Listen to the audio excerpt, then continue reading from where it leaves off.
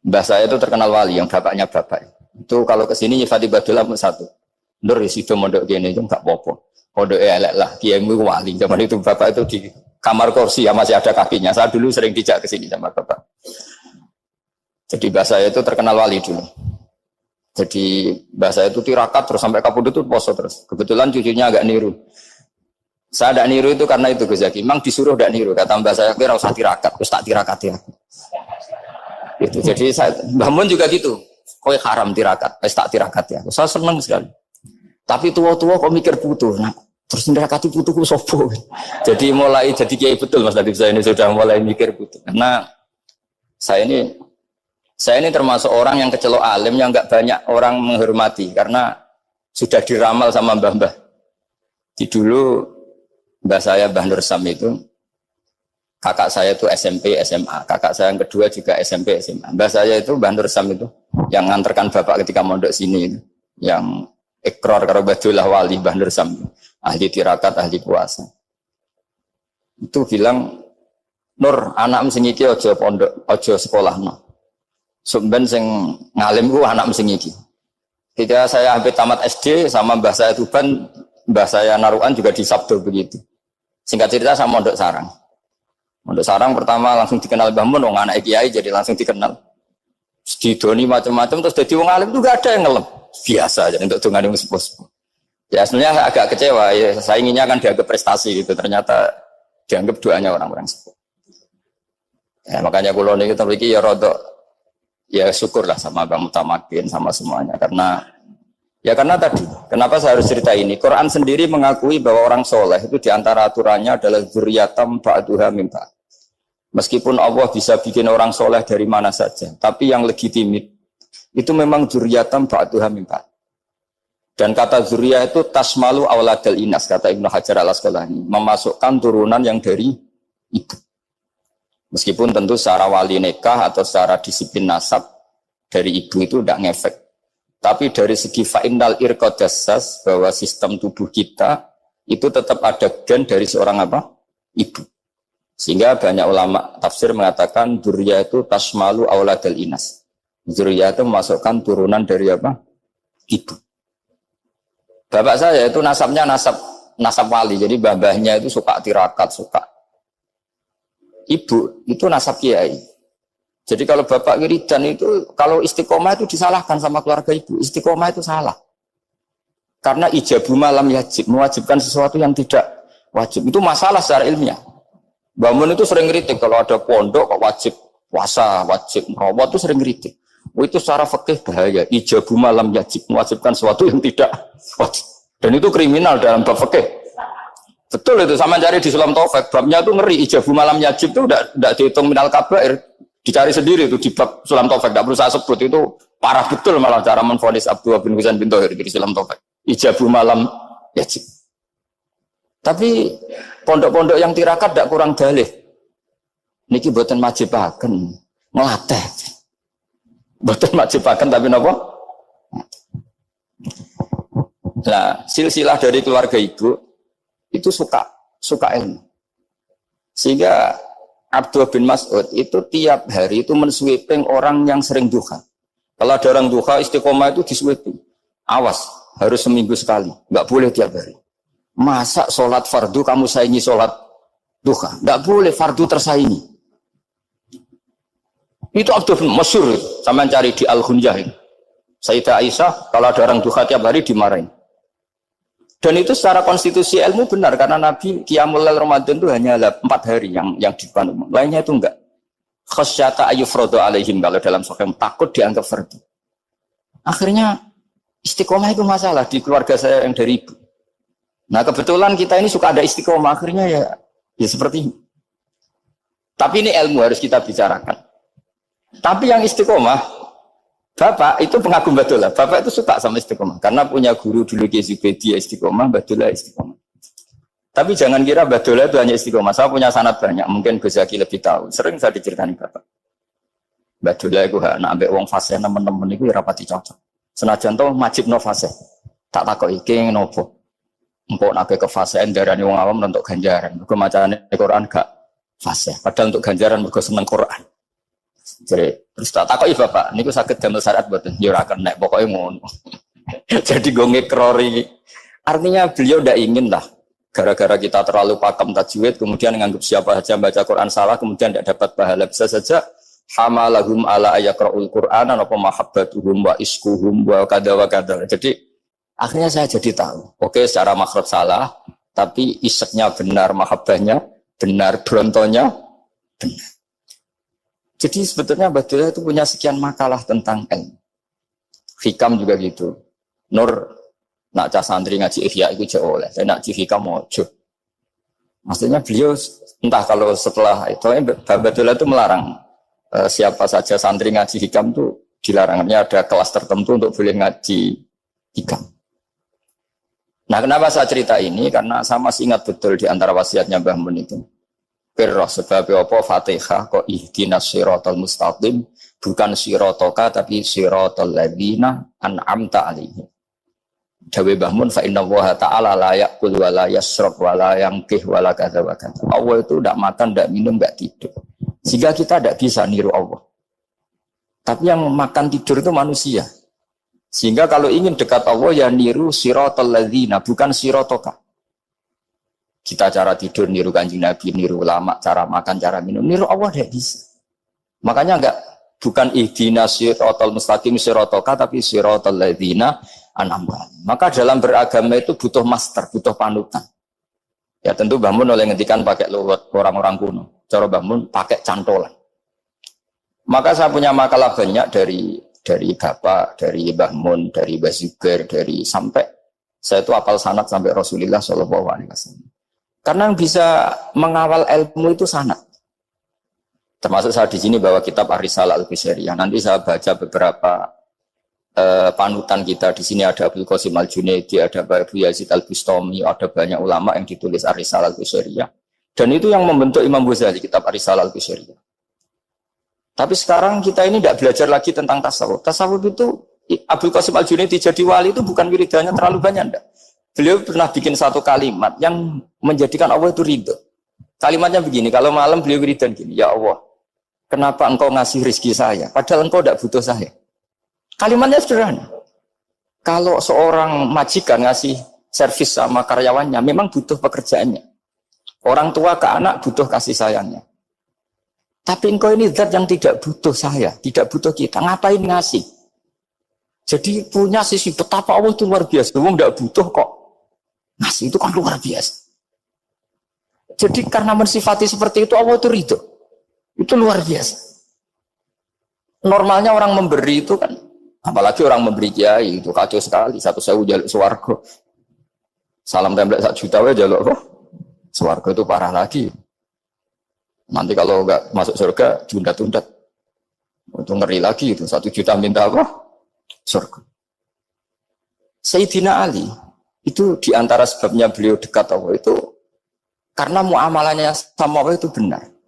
Di antara muamalah itu yang diriwayatkan di kitab Ar-Risalah Al-Qushairiyah adalah masyhur itu. Kafani izzan antakuna li rabban wa kafani fakhran an aku nalaka abdan.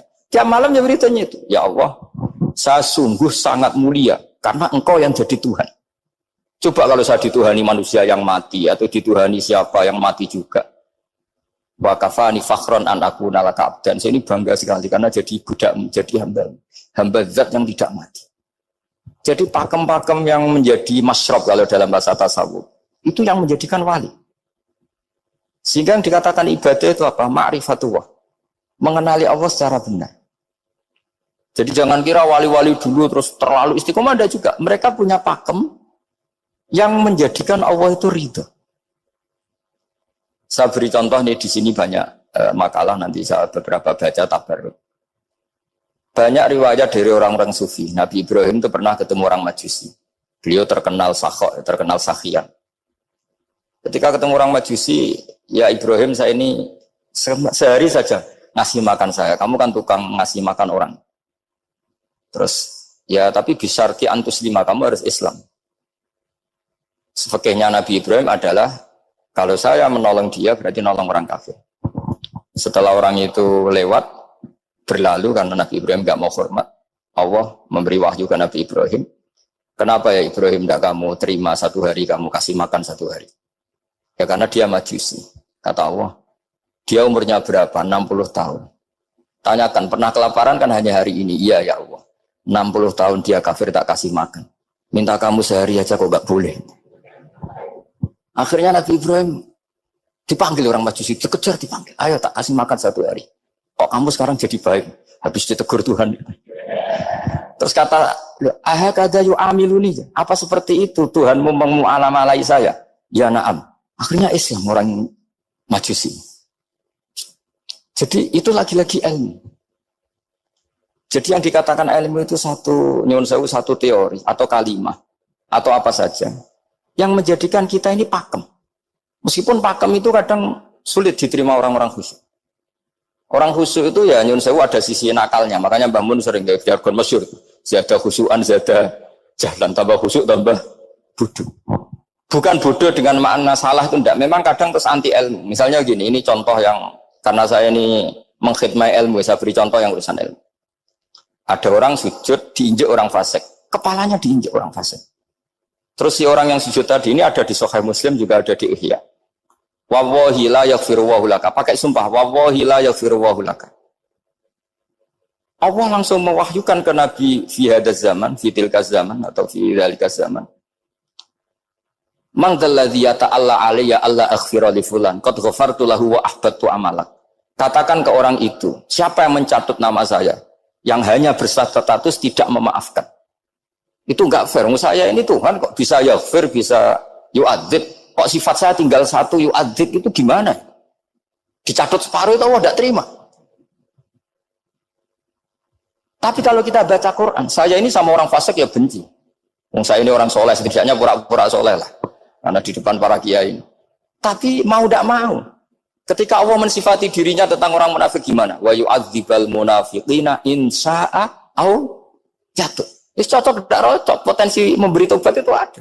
Meskipun sama kalau orang munafik, tapi ya tetap bacanya wa yu'adzibal munafiqina ya insya'a au jatuh. Rasulullah kayak apa bencinya dengan Wahsy karena qatilu Hamzah. Tapi Nabi tunduk sama konstitusi Quran. Laisa laka minal amri syai'un aw yatuba alaihim aw yu'adzibahum. Akhirnya Allah malah memberi tobat sama qatilu Hamzah yaitu Wahsy. Ini pentingnya baca lagi. Kalau kita tidak baca hanya khusyuk saja, tidak baca, pasti sama orang yang menginjak orang sujud tadi, yang menginjak pasti salah enggak dimaafkan. Bongso pasti. Pertanyaannya adalah, betulkah Allah punya sifat 1 yaitu yu'adzib? Makanya kalau kita baca, misalnya baca Quran walillahi mulkus samawati wal ard, ya sudah ya yaghfiru liman yasha wa yu'adzibu man yasha. Kalau nuruti rasa kita ya inginnya ke kita yaghfir, ke orang lain yu'adzib. Tapi Tuhan kan enggak terima. Saya ini Tuhan kok didikte makhluk saya ini gimana? Enggak bisa. Sehingga ya ini lagi-lagi ilmu. Makanya saya cocok enggak cocok itu suka baca. Saya suka sekali baca, mulai ulama dulu, ulama modern, setengah dulu. Mulai ulama yang kedunian sampai setengah kedunian. Suka. Saya dulu tuh gak suka uang. Karena saya memang tadi mbah saya dari bapak itu wali Mas Dadi. Kalau tadi Mas Nadif jujur, mulai Mbah Soleh itu suka bully mertuanya. Jadi saya alhamdulillah dia jujur. Jadi Mbah Soleh itu menantunya Raden Asnawi. Itu ya bully-bulian sama ini terus ditiru beliau ini. Itu gak suka sebenarnya. Saya itu ya pokoknya tadi kalau orang daftar wali itu kan gak suka sama. Karena mereka nangis ketika Allah ngendikan wa aqridu wa atau ayat-ayat anfiku atau orang baik disifati wa aqridu wa qardan hasanah. Itu hadal khitab li ahlil jiddi wasarwah. Ini khitab untuk orang kaya. Kalau isin Gusti jenengan nampen ngongkon infak kok kalau diinfaki. Jenengan nampen ngongkon ngamal kok kalau di ngamali. Jadi maka yuhibbunal mal, mereka tidak suka harta. Walakin diana luladzatal khitab bil infak, dan itu harus kaya dulu untuk bisa infak. Jadi itu uniknya. Akhirnya saya Imam Sa'roni penting juga kaya. Jadi wali untuk suka harta itu nunggu diperintahkan Allah. Alhamdulillah kita ndak, sudah wali dulu karena sudah senang harta wali. Jadi kayaknya keren kita dibanding wali-wali itu. Artinya wali itu tahu pentingnya harta setelah jadi wali. Kita alhamdulillah mulai kecil sudah tahu pentingnya harta. Kayaknya kita lebih wali. Imam Syafi'i itu dulu gak suka sama orang kaya. Saya berkali-kali ceritain. Karena dia dididik Sufyan As-Tsauri, Sufyan bin Uyainah. Tapi ketika ketemu Imam Malik itu kaya raya. Meskipun dia hidupnya sederhana, tapi kaya raya. Pas beliau mau, Imam Syafi'i itu agak-agak sopan kalau sekarang tanya, setelah jenengan ilmu yang saya harus ambil siapa? Kata Imam Malik, yang sealim saya itu sudah meninggal Abu Hanifah, tapi muridnya masih, namanya Muhammad bin Hasan Asy-Syaibani. Kamu datang ke sana. Semalam itu Imam Malik dikasih uang 500 dinar. Padahal 1 dinar itu 4,25 gram. Bisa dihitung berapa ratus juta. Terus paruhnya dikasihkan Imam Syafi'i. Nah, tidak kasangoni. Pagi-pagi diajak ke Baki. Dulu Baki itu ada kafilah rental unta. Mana kafilah yang mau ke Irak? Kita. Ya sudah ini antar. Tak bayari. Diantar Imam Syafi'i. Diantar ke Imam Muhammad bin Hasan Asy-Syaibani di Irak. Itu ketemu Muhammad bin Hasan Asy-Syaibani pertama itu apa? Beliau itu kalau ngitung uang di meja. Emas-emasnya di meja, uangnya dolar, semuanya di meja. Tambah kaget. Ini saya sama Imam Malik ingkar, ini malah lebih parah lagi. Kata Muhammad bin Hasan Asy-Syaibani, atak jabu min hadza. Kamu kagum dengan ini merasa aneh? Iya. Ya sudah, ini tak kasihkan orang fasik. Tinggo demenan, tinggo judi. Jangan, jenengan saja. Kalau jenengan kan orang soleh dipakai kebaikan. Berarti orang soleh boleh kaya. Angsal-angsal. Semenjak itu Imam Syafi'i kebablasan. Sampai fatwa kiai fakir itu haram. Kiai bisa bikin rumah bagus, bikin rumah jelek. Haram. Puasa al-Islam ya Allah wala yulah. Nah, lagi-lagi kebetulan kita sebelum ngaji Imam Syafi'i sudah seperti itu. Jadi ini justifikasi. Lagi-lagi itu ilmu. Saya ulang lagi-lagi itu ilmu. Akhirnya saya baca kitabnya Imam Sa'roni namanya Al-Minanul Kubro. Itu beliau cerita wa mimma manallahu alaihi. Kesannya kayak orang sombong. Tapi sebetulnya yang sopan itu yang sombong karena Imam Sa'roni kan bilang, kamu harus memaklumatkan diri kalau antum minal ulama il amilin. Kamu termasuk ulama yang amilin. Terus ditanya sama orang-orang, bagaimana kalau nyatanya enggak? Kamu tadi subuh sholat, iya saya sholat. Kamu tadi zuhur sholat, iya saya sholat. Kenapa ketika kamu maksiat ingat terus, ketika kamu taat tidak ingat? Berarti kamu anggap Allah itu menyesatkan kamu tok, tidak pernah ngasih hidayah sama kamu. Pas delok rondo ning dalan kok maksiat, bar sholat atau syukur, bar zuhur atau syukur berasa. Berarti kan nyifati Allah, hari ini Allah ngasih saya maksiat. Sementara lupa kalau Allah ngasih sholat zuhur, sholat asar, sholat maghrib, sholat isya. Oh sudah di situ al-Minanul Kubro, orang itu soleh semua. Nah saya itu termasuk orang yang didikte oleh kitab, terbentuk oleh kitab Al-Minanul Kubro. Jadi di situ hidup itu enak semua. Makanya saya itu masih ingat dialeknya dua orang alim. Nggak perlu saya sebut, ini agak sensitif. Karena ceritanya itu ada anaknya kiai mau nyalek. Karena dia anaknya kiai tanya, Mbah, dalilnya nopo nanti yang kepingin jadi jabatan, mencari jabatan itu sah. Kalau yang jawab tak sebut gak apa-apa namanya. Jawabnya Mbah Mun, oleh gak apa-apa. Nabi Yusuf juga ada jabatan. Terus beliau baca qalat ani ala khuzainil ardi ini khafifun alim. Nabi Yusuf juga ada jabatan ya apa. Didebat sama orang alim. Itu Nabi Yusuf syariatnya itu mansukhah bi syariati Rasulullah Muhammad sallallahu alaihi wasallam. Setelah tamunya pulang, Mbah Mun dibantah gitu. Dari Mbah Mun gini bilang, anut kiai wae oleh pemenang anut Nabi. Sama ingat kalimatnya. Anut kiai wae oleh pemenang anut. Artinya Nabi Yusuf kan minta jabatan ij'alni ala khuzainil ard. Jadi akhirnya semenjak itu fikih-fikih ilmu tadi saya ulang lagi. Akhirnya saya cari, termasuk saya disuruh bangun. Saya golekno dalile nak wong soleh oleh jabat. Katengku, wong dalil kok diorder saya sempat.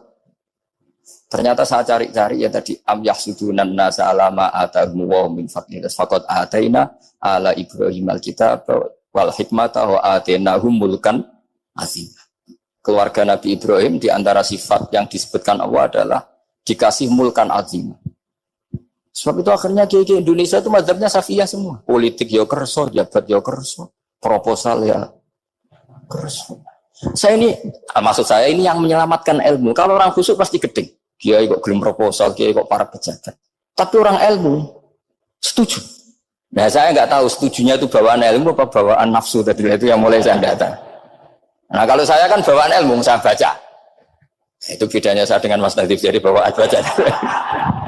Karena kemarin saya dibully habis-habisan di Kudus. Saya tidak punya kesempatan bicara di menantunya Neng Mu'ah ya. Wah ini kurang ajar betul orang ini kata saya. Tapi saya nyari sisi positifnya. Kalau saya dibully kan saya madlum. Orang madlum gampang jadi wali. Yang dia bully berarti zalim ya sudah berarti wali saya gitu. Nah supaya dia juga wali sekarang tak bully supaya impas gitu. Jadi ini nolong beliau. Jadi saya 22 hari itu kalau habis subuh ke rumah sakit, tapi kalau asar pulang ngajar. Ya begitu terus. Karena mbah-mbah saya itu sukanya ilmu Masya Allah. Karena ilmu itu penting. Apapun pakemnya para wali itu kalau diingatkan secara ilmu itu terus kayak runtuh. Saya berkali-kali mencontohkan. Dan itu valid, data itu valid. Sufyan bin Uyainah itu orang yang khusyuknya Masya Allah. Gurunya Imam Syafi'i, gurunya Imam Malik. Itu beliau menceritakan dalam kitab Hilyatul Auliya. Nabi Isa itu senengannya itu ceria sekali. Nabi Yahya itu senengannya bersenut, abusan, suka kayak takut akhirat, takut penyakit. Tapi bukan takut corona, enggak ya jelas kan. Saya akhir-akhir ini fatwa, sekarang jangan baca Uwais Al-Qarani, tapi Al-Qarni. Meskipun saya tahu ada yang baca Qarani di kitab-kitab, ada yang baca Qarni. Tapi sekarang wajib dibaca Al-Qarni sementara. Sekali dibaca Al-Qarani itu nisbatun ilah. Iya, jadi makanya ini untuk sementara dibaca, ngikuti yang baca Uwais Al-Qarni. Meskipun di sarah-sarah apa bi fathir ra wakila bi sukun, ya sudahlah sekarang harus ijma dulu Al-Qarni ya, karena kalau Al-Qarani itu akhirnya Nabi Isa ditegur sama Nabi Yahya. Mali aroka dohikan ka'anna kata manumin makrillah. Saya melihat kamu kok suka tertawa, seakan-akan kamu merasa aman tidak kena azabnya Allah. Nabi Isa akhirnya balas tanya, Mali aroka abisan ka'anna katai asumin rahmatillah, taknatu min rahmatillah. Kowe mbesengut wae koyo dunya orang rahmat, anane corona tok. Padahal ya ono mangan, ono guyon, ono nikmat. Dan itu figur besar, akhirnya kita tahu. Dan saya sering cerita juga, setiap dakwah itu Nabi Isa nyari syirarun nas, Nabi Yahya cari khiyarun nas. Tentu alasan Nabi Yahya gampang, berteman orang baik itu baik lah, nyaman, terus akibatnya juga baik. Nabi Yahya enggak. Limada tanzilu ala syirarin nas. Kenapa kamu singgahnya ke orang-orang yang buruk? Ana tabibun udawil mardo. Saya ini dokter, tentu menyembuhkan yang sakit. Akhirnya terus di Indonesia banyak kiai yang kancanan orang fasik ya banyak. Tapi ya tentu yang benar itu yang mensolehkan yang fasik. Yang mesti salah yang menjadi fasik karena ketularan yang. Tapi itu lagi-lagi apa? Ilmu yang bisa menjadikan kita percaya itu ilmu.